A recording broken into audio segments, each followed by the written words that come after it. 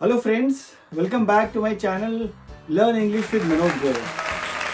तो आज मैं आपको बताने वाला हूँ प्रेजेंट इंडेफिनिट का नेगेटिव इंटरोगेटिव सेंटेंस क्या होता है। मतलब एक ही सेंटेंस में नेगेटिव भी और इंटरोगेटिव भी, मतलब नकारात्मक एंड प्रश्नवाचक। यानी कि एक ही सेंटेंस में आप सवाल तो पूछ रहे हो बट उसमें नहीं का प्रयोग भी हो रहा है। ठीक है, आज मैं आपको वो बताऊंगा, उसके रूल्स क्या होते हैं, उसकी पूरी ग्रामर बताऊंगा आपको, फिर कुछ सेंटेंसेस आपको मैं ट्रांसलेट करके भी बताऊंगा। आई होप आपने मेरी लास्ट वीडियो देखी होंगी प्रेजेंट इंडेफिनिट की ही, सिंपल सेंटेंस, नेगेटिव सेंटेंस और इंटरोगेटिव सेंटेंस। ठीक है, ये चौथा भाग है, चौथा पड़ाव है इंडेफिनिट का, जो है नेगेटिव इंटरोगेटिव सेंटेंस।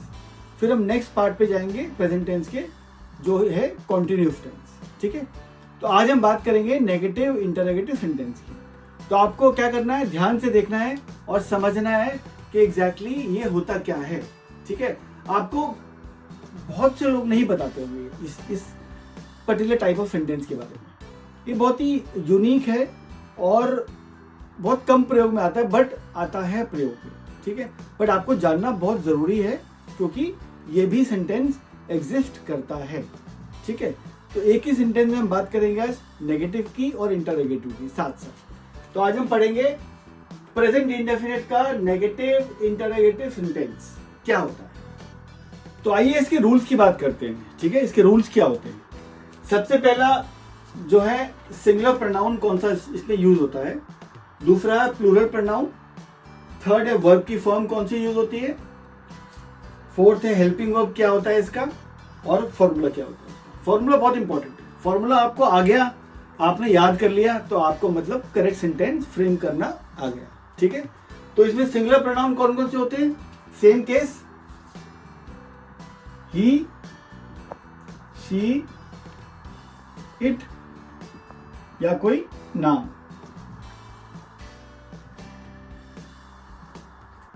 ठीक है, सेम बाकी सेंटेंसेस है, ही, शी, इट या कोई नाम।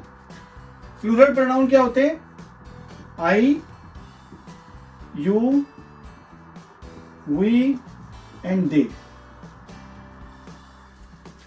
Plural pronoun I, you, we and दे।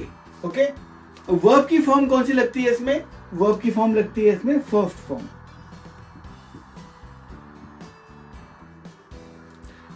देखिए, मैं आपको फिर दोबारा बोलता हूं, अगर आपने अभी तक वर्ब की फॉर्म सारी याद नहीं करी हैं तो प्लीज याद कर लीजिए। बहुत सारी होती हैं, आप अगर रोज 5 वर्ब की फॉर्म्स याद करेंगे तो आपको कंप्लीट याद हो जाएंगी। बिकॉज करेक्ट सेंटेंस बनाने के लिए हमें वर्ब की फॉर्म का पता होना बहुत ज़रूरी है, क्योंकि हर टेंस के में, हर टाइप के टेंस में अलग अलग वर्ब की फॉर्म यूज होती है। इसमें फर्स्ट हो रही है तो किसी में सेकंड होगी, किसी में थर्ड होगी।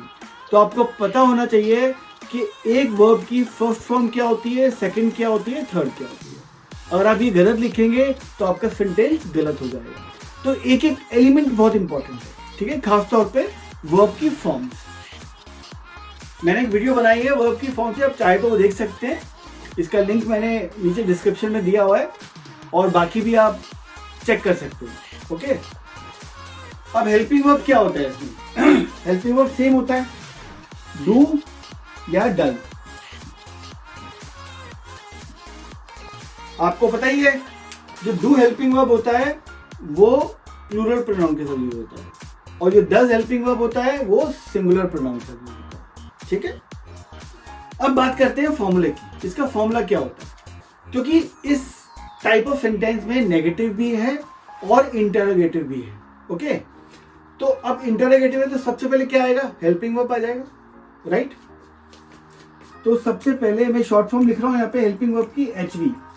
ओके, हेल्पिंग वर्ब सबसे पहले आ जाएगा, राइट। हेल्पिंग वर्ब के बाद क्या आएगा, आपका आ जाएगा सब्जेक्ट। हेल्पिंग वर्ब सब्जेक्ट, ठीक है। उसके बाद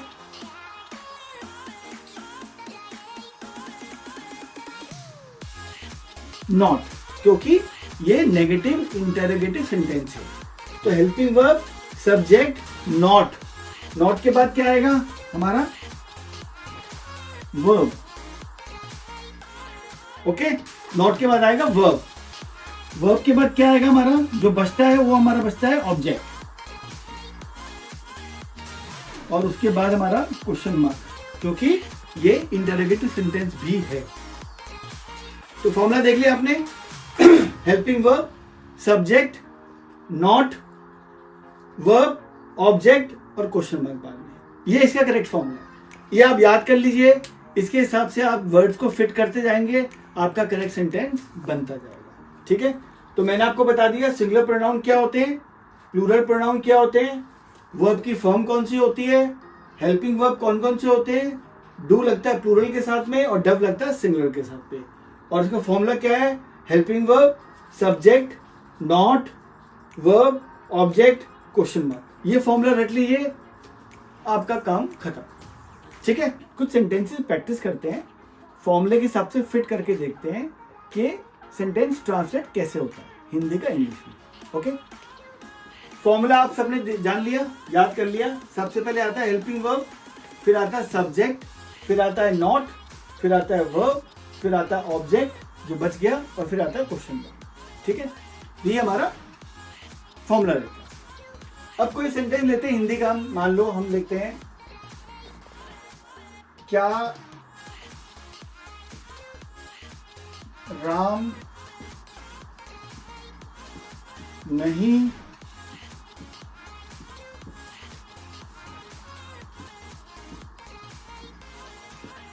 पढ़ता है।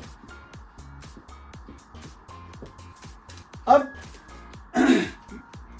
ये ताहे आ गया तो मतलब है प्रेजेंट इंडेफिनिट टेंस है। ये आइडेंटिफिकेशन है इसकी, आपको मैंने शुरू से बताई है कि प्रेजेंट इंडेफिनिट की आइडेंटिफिकेशन क्या है, जब कोई हिंदी सेंटेंस खत्म होता है ता है, ती है, ते है, ये मतलब आ गया, मतलब आपको क्लिक तुरंत कर जाएगा कि ये प्रेजेंट इंडेफिनिट टेंस है। अब देखिए, क्या राम नहीं पढ़ता है, इसमें क्या भी आ गया, मतलब ये इंटरोगेटिव हो गया, और इसमें नहीं भी आ गया, मतलब ये नेगेटिव भी हो गया। तो नेगेटिव इंटरोगेटिव सेंटेंस एक ही में आ गया। अब राम क्या है, राम है सिंगुलर, सिंगुलर नाउन है, प्रोनाउन है, तो राम सिंगुलर, तो सिंगुलर के साथ हेल्पिंग वर्ब कौन सा होता है, डज।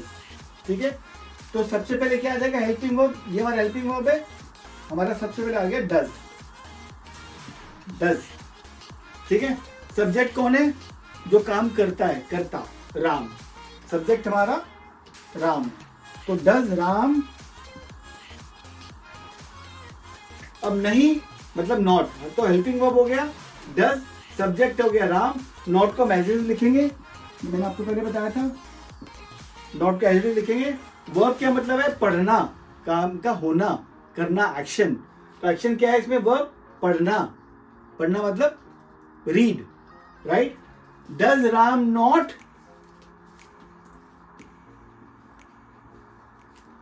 बाकी क्या है, वर्ब हो गया रीड, ऑब्जेक्ट क्या है, ऑब्जेक्ट कुछ बचा ही नहीं, नहीं बचा तो ठीक है, खत्म सेंटेंस हमारा। अगर होता तो हम इसमें लिख देते। मैं आपको अगला सेंटेंस कराता हूं जिसमें ऑब्जेक्ट भी होगा, बाद में क्या आएगा, क्वेश्चन मार्क, तो यहाँ पे आएगा क्वेश्चन मार्क। तो करेक्ट सेंटेंस हमारा क्या बन गया, डज राम नॉट रीड, क्या राम नहीं पढ़ता है, does Ram not read, this is our correct sentence. हमने क्या किया, हमने फॉर्मूले के हिसाब से एक एक वर्ड को पिक किया और फ्रेम किया, हमारा करेक्ट सेंटेंस बन गया। ठीक है, अब हम सेंटेंस लेते हैं एग्जांपल के तौर पे जिसमें ऑब्जेक्ट भी है। ठीक है, मैंने ऑलरेडी लिखा है आपके लिए, क्या तुम बाजार नहीं जाते हो, क्या तुम बाजार नहीं जाते हो। ये आमतौर पे आप बोलते होंगे अपनी डेली इसमें लैंग्वेज में कि क्या तुम बाजार नहीं जाते हो, क्या तुम मूवी देखने नहीं जाते हो, क्या तुम पढ़ते नहीं हो, क्या तुम खेलने नहीं जाते हो अपने दोस्तों के साथ। यू नो, ऐसे बहुत से सेंटेंस बनते हैं जो आप डेली रोजमर्रा में बोलते हैं, right. Helping verb, subject, not, verb, object. अब सब्जेक्ट क्या है इसमें, तुम, क्या तुम मतलब यू, यू मतलब प्लूरल प्रोनाउन, प्लूरल प्रोनाउन मतलब हेल्पिंग वर्ब क्या होगा, डू। सबसे पहले हेल्पिंग वर्ब है तो हमारा सबसे पहले हेल्पिंग वर्ब क्या आ गया, डू। सेंटेंस स्टार्ट होगा हमारा डू से, राइट, डू। सब्जेक्ट क्या है, तुम मतलब यू, तो डू यू दो चीजें हो गई, सब्जेक्ट हो गया, हेल्पिंग वर्ब हो गया, सब्जेक्ट हो गया, not, not as it is आ गया, डू यू नॉट। अब जाना, इसमें वर्ब क्या है, जाना, जाते हो, जाना, जाना मतलब गो, और वर्ब की कौन सी फॉर्म यूज होगी, first form which is go, तो गो लिखेंगे। अगर सेकंड होती वर्ब की फॉर्म गो की तो क्या होती, वेंट, और अगर थर्ड फॉर्म होती गो की तो क्या होती, gone, go went gone, right. चूंकि इसमें फर्स्ट फॉर्म यूज होती है तो हम लिखेंगे गो। तो डू यू नॉट वर्ब क्या है, गो। अब बाकी क्या बचा, ऑब्जेक्ट, इसमें बाकी बताओ क्या बचा, बाजार, बाजार बचा, ये बाजार बच गया, ये बाजार हमारा हो गया ऑब्जेक्ट। तो do you not go, market नहीं जाते हो, टू द मार्केट।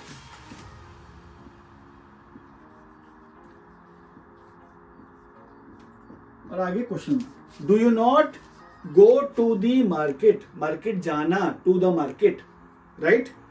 तो do you not go to the market, ये हमारा करेक्ट सेंटेंस बन जाएगा। क्या तुम बाजार नहीं जाते हो, do you not go to the market.